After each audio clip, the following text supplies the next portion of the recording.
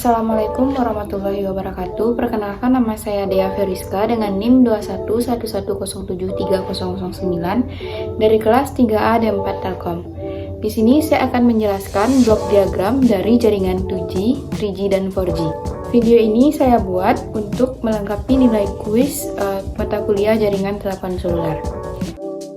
Baiklah, kita masuk ke jaringan blok diagram jaringan 2G. Arsitektur 2G ini terdiri dari 4 bagian. Yang pertama ada mobile station, yang kedua base station subsystem atau BSS, yang ketiga network subsystem atau NS, yang keempat operation dan support station atau OSS. Dapat diperhatikan pada bagian diagram di atas. Yang pertama itu ada mobile station, merupakan perangkat yang berada pada user atau si pengguna. Yang pertama itu ada mobile equipment. Mobile equipment ini adalah sebuah perangkat GSM yang ada pada si pengguna dan digunakan untuk berkomunikasi dari satu perangkat ke perangkat lainnya. Yang kedua ada SIM atau Subscriber Identity Module. Isinya berupa data informasi dari pengguna dan berupa informasi layanan yang akan diberikan kepada si pengguna. Jadi ME ini atau mobile equipment ini tidak dapat melakukan komunikasi tanpa adanya SIM card, kecuali untuk melakukan panggilan darurat saja. Jadi keduanya itu saling berhubungan.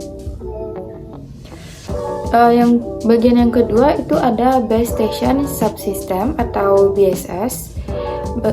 Yang pertama itu ada sebuah BTS atau Base Transceiver Station, di mana merupakan perangkat yang berhubungan langsung dengan mobile station. Jadi fungsinya itu untuk mengirim dan menerima sinyal. Yang kedua ada BSC atau Base Station Controller. BSC ini berfungsi untuk mengatur BTS. Jadi BSC ini juga menghubungkan antar dari BTS dan MSC. Bagian yang ketiga itu adalah NSS atau Network Subsystem. Yang pertama itu ada MSC atau Mobile Service Switching Center. MSC ini adalah elemen center dari GSM atau merupakan titik inti dari jaringan ini. MSC ini berfungsi untuk interkoneksi antar sesama seluler ataupun terhadap kabel PSTN atau jaringan data. Yang kedua ini ada HLR atau Home Location Register. Jadi HLR ini merupakan penyimpanan data-data dari pengguna atau datanya itu berupa data informasi atau data pengguna secara permanen. Jadi sifatnya HLR ini penyimpanannya permanen. Yang kedua ada VLR atau Visitor Location Register. Kalau VLR ini merupakan penyimpanan data-data pengguna secara sementara. Jadi bedanya dengan HLR, kalau HLR itu sifatnya permanen, VLR itu sifatnya sementara. Selanjutnya ada AUC atau Authentication Center. Berisi data pengguna yang akan dicek keabsahannya. Jadi AUC ini bersifat sebagai pengaman. Selanjutnya ada EIR atau Equipment Identity Register. Jadi pada EIR ini memuat data identitas dari si pengguna atau pelanggan. Bagian selanjutnya adalah Operation and Support System atau OSS. Pada OSS ada OMC atau Operation dan Maintenance Center yang bertugas untuk memonitor dan mengontrol bagaimana kualitas dari si jaringan. Apabila ada kendala atau kerusakan, nanti akan ada alarm KONC. Jadi, tugasnya untuk mengambil tindakan yang tepat untuk maintenance tersebut agar jaringan menjadi lebih baik lagi. Selanjutnya saya akan menjelaskan arsitektur jaringan generasi ketiga atau penjelasan dari blok diagram 3G. Arsitektur jaringan UMTS yang menggunakan WCDMA sebagai air interface dapat dilihat pada gambar di atas. Jaringan arsitektur UMTS digambarkan seperti gambar di atas, di mana menggunakan air interface WCDMA dan menggunakan evolusi atau perkembangan dari jaringan inti GSM.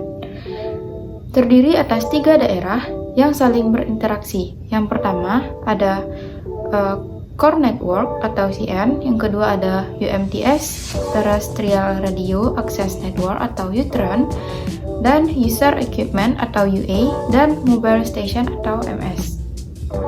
Yang kita masuk yang bagian pertama yaitu Core Network.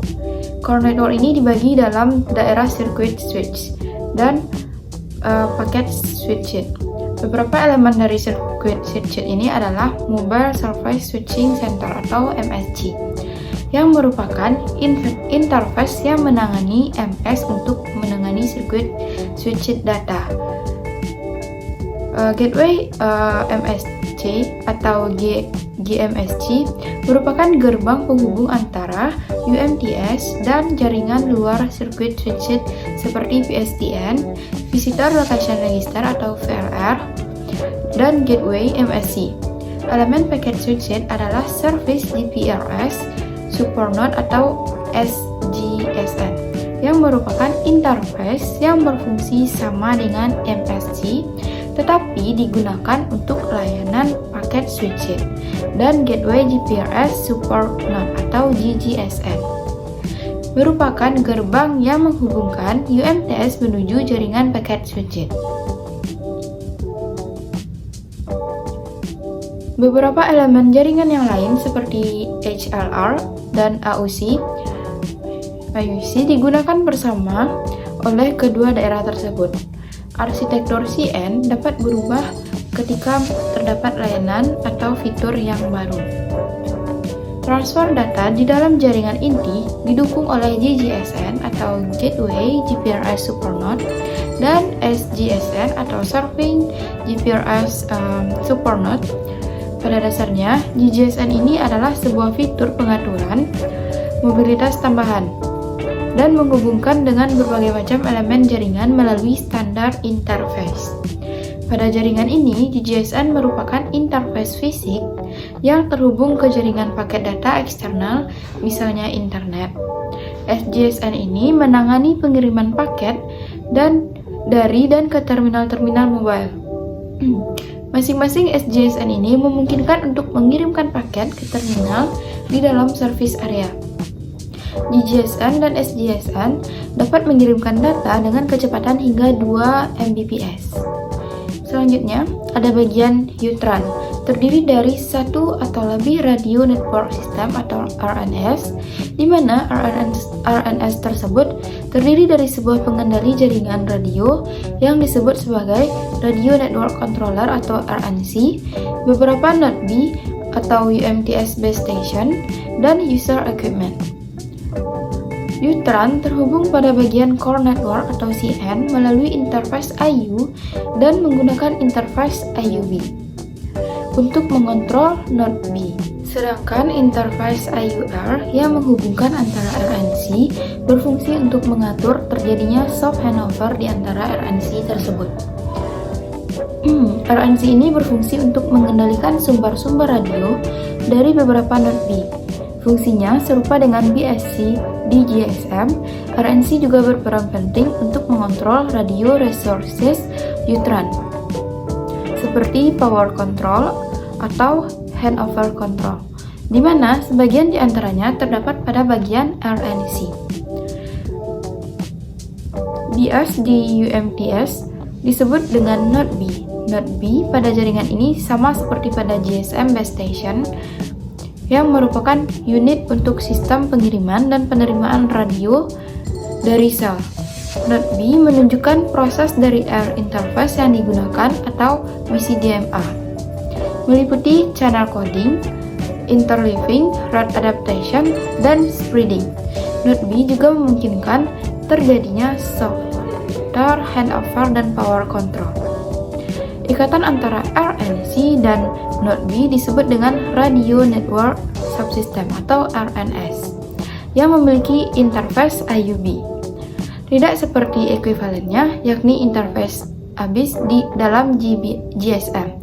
Interface IUB memiliki standar yang terbuka, sehingga dimungkinkan masing-masing Node B dan RNC dibuat oleh pabrik yang berbeda. Jika dalam GSM tidak ada hubungan antar BSC dalam UMTS yang disebut dengan UTRAN, justru sebaliknya. RNC1 dihubung dengan RNC lainnya melalui interface IUR. UTRAN dihubungkan ke jaringan inti melalui interface IU. Selanjutnya bagian User Equipment mempunyai prinsip yang sama seperti pada GSM Mobile Station atau MS, memiliki modul identitas user yang serupa dengan SIM pada GSM. UA terdiri dari dua bagian, yaitu Mobile Equipment atau ME dan UMTS, Subscriber Identity Module atau USIM, yang dihubungkan oleh interface CU. ME adalah perangkat untuk pengiriman radio, sedangkan USIM merupakan sebuah kartu yang memuat identitas user dan informasi pribadi. Interface UE dengan jaringannya disebut interface UU, yang merupakan Air Interface BCDM. Saya akan menjelaskan arsitektur jaringan 4G atau LTE. Arsitektur LTE dikenal dengan suatu istilah SAE atau System Architecture Evolution, yang menggambarkan suatu evolusi arsitektur dibandingkan dengan teknologi sebelumnya. Secara keseluruhan, LTE mengadopsi teknologi EPS atau Evolved Packet System. Di dalamnya terdapat tiga komponen penting, yaitu UA atau User Equipment, UTRAN, Evolved UMTS, Terrestrial Radio Access Network, dan EPC atau Evolved Packet Core. Dapat diperhatikan pada gambar di atas. Saya akan menjelaskan dari bagian-bagiannya. Yang pertama itu ada UA atau User Equipment. User Equipment ini adalah sebuah perangkat dalam LTE yang terletak paling ujung dan berdekatan dengan user. Peruntukan UA pada LTE tidak berbeda dengan UA pada UMTS atau teknologi sebelumnya. Selanjutnya ada EUTRAN, Evolved UMTS Terrestrial Radio Access Network atau EUTRAN adalah sistem arsitektur LTE yang memiliki fungsi menangani sisi radio akses dari UA ke jaringan core. Berbeda dari teknologi sebelumnya yang memisahkan Node B dan RNC menjadi elemen tersendiri.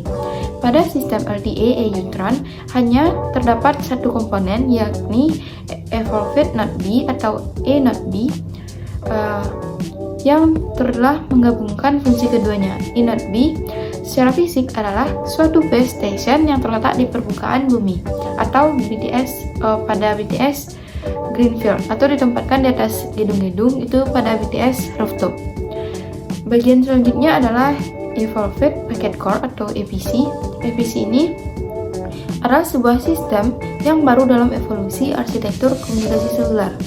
Sebuah sistem di mana pada bagian core network menggunakan RIP, EPC menyediakan fungsionalitas core mobile yang pada generasi sebelumnya, pada generasi 2G 3G ini memiliki dua bagian yang terpisah, yaitu circuit switch atau CS untuk voice dan packet switch PS untuk data. EPC sangat penting untuk layanan pengiriman IP secara end-to-end pada LTE. Selain itu, berperan dalam memungkinkan pengenalan model bisnis baru seperti konten dan penyedia aplikasi. EPC terdiri dari MMI atau Mobility Management Authority, SGW atau Serving Gateway, HSS atau Home Subscription Service, PCRF atau Policy and Serving Rules Function, dan PDN GUI atau Packet Data Network Gateway. Berikut penjelasan singkatnya. Yang pertama itu ada Mobility Management Entity.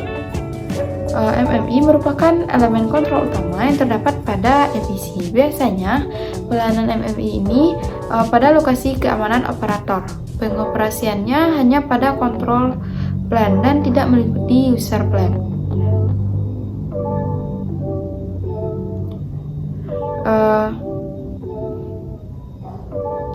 Fungsi utama dari MMI ini pada arsitektur jaringan LTE ini adalah sebagai authentication dan security, mobility management, managing subscription profile, dan service connectivity. Selanjutnya ada Home Subscription Service atau HSS. Home Subscription Service ini merupakan sebuah tempat penyimpanan data pelanggan untuk semua data permanen user. Jadi dia juga menyimpan lokasi user pada level yang dikunjungi non pengontrol jaringan. Seperti MFI, HSS ini adalah service database yang dipelihara secara terpusat pada premises home operator. Selanjutnya ada Serving Gateway. Pada arsitektur jaringan LTE, level fungsi tertinggi SGW ini adalah jembatan antara manajemen dan switching user plan. Serving Gateway ini merupakan bagian dari infrastruktur jaringan sebagai pusat operasional dan maintenance. Peranan Serving Gateway ini sangat sedikit pada fungsi pengontrolannya. Hanya bertanggung jawab pada sumbernya sendiri dan mengalokasikannya berdasarkan permintaan MFI, PJW, atau PCRF yang memerlukan setup, modifikasi, atau ada paket data network gateway. Sama halnya dengan SGW, PDN-GW ini adalah komponen penting dalam LTE untuk melakukan terminasi dengan paket data network atau PDN. Adapun PDN-GW ini mendukung policy enforcement features, packet filtering, charging support pada LTE. Traffic data dibawa oleh koneksi virtual yang disebut dengan service data flow. Selanjutnya ada PCRF atau policy and charging rules function. Jadi PCRF ini merupakan bagian dari arsitektur jaringan yang mengumpulkan informasi dari dan ke jaringan. Sistem pendukung operasional dan sumber lainnya seperti portal secara real time yang mendukung pembentukan aturan dan kemudian secara otomatis membuat keputusan kebijakan untuk setiap pelanggan aktif di jaringan.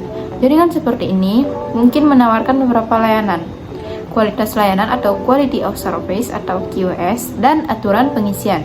PCRF ini dapat menyediakan jaringan solusi wireline dan wireless dan juga dapat mengaktifkan pendekatan multidimensi yang membantu dalam menciptakan hal yang menguntungkan dan platform inovatif untuk operator. Jadi PCRF ini juga dapat diintegrasikan dengan platform yang berbeda seperti penagihan, rating, pengisian, dan basis pelanggan, atau juga dapat digunakan sebagai entitas mandiri. Segitu penjelasan saya tentang blok diagram dan atau arsitektur dari jaringan 2G, 3G, dan 4G. Semoga apa yang saya sampaikan ini dapat berguna bagi kita semua, dan jika ada kekurangan, kesalahan, saya mohon maaf. Wabillahi taufiq wal hidayah. Wassalamualaikum warahmatullahi wabarakatuh.